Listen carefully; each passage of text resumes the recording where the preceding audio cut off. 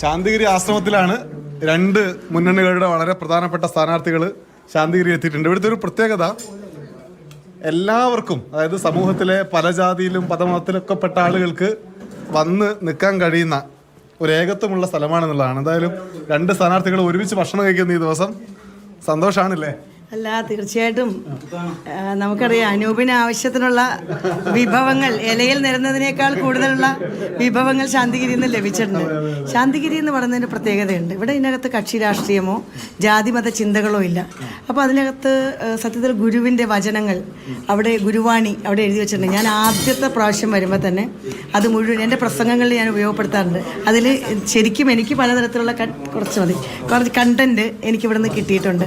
അത് ഇവിടെ കക്ഷി രാഷ്ട്രീയമില്ല, വേർതിരിവുകളൊന്നുമില്ല. വരുന്നവരെല്ലാം പകുതി മതി കേട്ടോ, അതിൻ്റെ പകുതി ചോറ് മാത്രം കുറച്ച്. സത്യത്തിൽ സർവ്വമത വിശ്വാസികൾ ഇവിടെ കാണാറുണ്ട് ഇവിടുത്തെ പ്രത്യേക ദിവസങ്ങളിലൊക്കെ. അവിടെ വെച്ച് ഞങ്ങൾ തമ്മിൽ കണ്ടുമുട്ടിയതിൽ എനിക്ക് സന്തോഷം. പിന്നെ സ്ഥിരമായിട്ട് വരുന്നത് നമുക്കിവിടെ വരുമ്പോൾ ഒരു സമാധാനമുണ്ട്. കരുണാകര ഗുരു ജീവിച്ചിരുന്നിടത്ത് നമുക്ക് ജീവിക്കാൻ പറ്റുകയെന്ന്. അപ്പോൾ അതെൻ്റെ ഏറ്റവും വലിയ ഭാഗ്യം.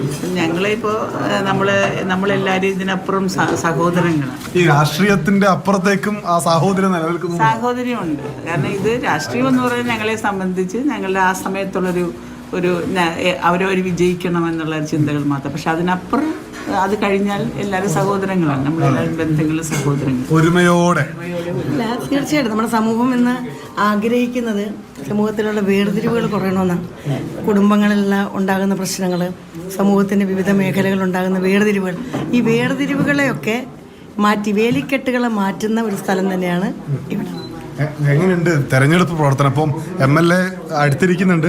MLAയുടെ കഴിഞ്ഞ 5 വർഷത്തൊക്കെ ചൂണ്ടിക്കാട്ടിയാണോ പ്രചാരണം? അല്ല, ഞാൻ എന്നെ സംബന്ധിച്ച് വളരെ പോസിറ്റീവായിട്ട് ചിന്തിക്കുന്ന ഒരു പൊതുപ്രവർത്തകയാണ്. ഞാനിവിടെ 1.5 വർഷക്കാലം ഈ നിയമസഭാ മണ്ഡലത്തെ പ്രതിനിധീകരിക്കാൻ എനിക്ക് അവസരം കിട്ടിയിട്ടുണ്ട്. നിങ്ങൾ എൻ്റെ നിയമസഭ വളരെ ചെറിയ കാലഘട്ടത്തിലാണെങ്കിൽ എൻ്റെ നിയമസഭാ പ്രസംഗങ്ങൾ, അവിടെ ഉന്നയിച്ച സബ്മിഷനുകൾ, അതൊന്ന് അതിൻ്റെ ഹിസ്റ്ററിയിൽ നിങ്ങൾ ലൈബ്രറിയിൽ നോക്കിയാൽ അറിയാം. അതൊക്കെ കൃത്യമായ ഇടപെടലുകൾ അരൂരിന്റെ കാര്യത്തിന് വേണ്ടി ഞാൻ ഇടപെട്ടു എന്നുള്ളത് ഒരു ജീവിക്കുന്ന സത്യം. അതുമായി ഞാൻ മുന്നോട്ട്. 1.5 വർഷത്തിന് ശേഷം സ്വാഭാവികം തെരഞ്ഞെടുപ്പ് രാഷ്ട്രീയം, അതിനുശേഷം ആ തെരഞ്ഞെടുപ്പിൽ വിജയിക്കാൻ പറ്റിയില്ല. പക്ഷെ അത് ഈ നാട്ടിലെ ജനങ്ങൾ അത് തിരിച്ചറിഞ്ഞ് എന്നെ വിജയിപ്പിക്കുമെന്നുള്ള ശുഭപ്രതീക്ഷയാണ്. എങ്ങനെയാണ് ജനങ്ങളോട് എന്താ പറയുന്നത്? വികസനമാണോ, കഴിഞ്ഞ 5 വർഷമാണോ, ഇനി ചെയ്യാൻ പോകുന്ന കാര്യമാണോ? അതെ, ജനങ്ങൾ തിരിച്ചറിയുന്നുണ്ട് നമ്മൾ ചെയ്യുന്ന പ്രവർത്തനങ്ങളൊക്കെ. നമ്മൾ ആരെയും പറ്റിക്കുന്ന സമ്പ്രദായമല്ലല്ലോ, പ്രത്യേകിച്ച് ഒരു കലാകാരി കൂടിയാണല്ലോ ഞാൻ.